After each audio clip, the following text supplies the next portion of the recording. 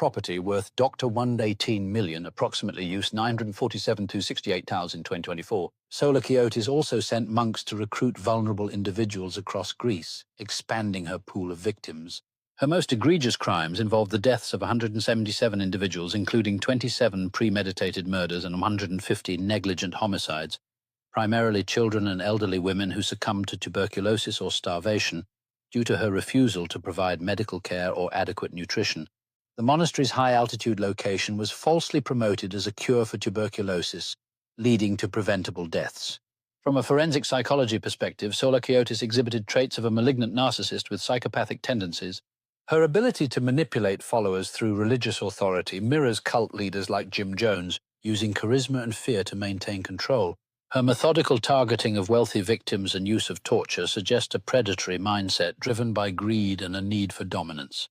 Unlike Simeon Mogilevich, whose trafficking empire relied on decentralized networks, Solar Chiotus's crimes were intensely personal, with direct oversight of her victims' suffering, reflecting a sadistic element in her pathology.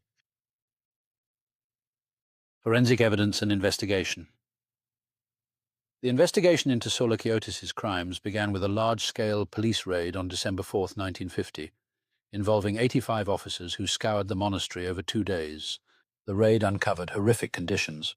46 malnourished children and elderly women were rescued from the basement, many naked and emaciated.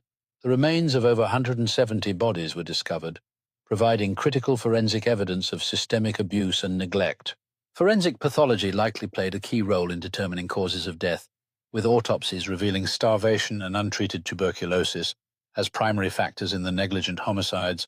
Physical evidence, such as isolation cells and confiscated financial records documenting Solar Chiotus's wealth, corroborated survivor testimonies of extortion and torture.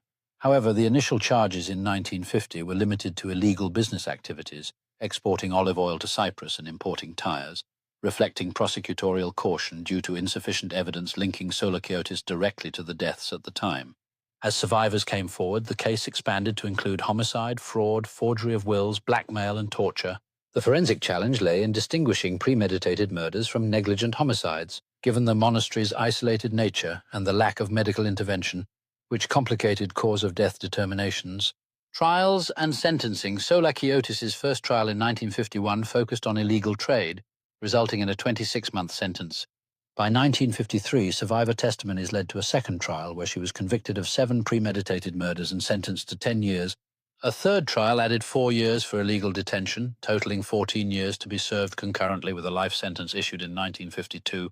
Throughout her trials, Solar Chiotus maintained her innocence, dismissing the charges as satanic fictions and portraying herself as a devout servant of God, often praying and wearing an orthodox icon of Matthew Karpathakis.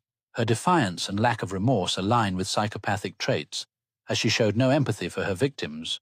Death and legacy. Sulachiotis died in Avarov prison on November 23, 1954, at age 71.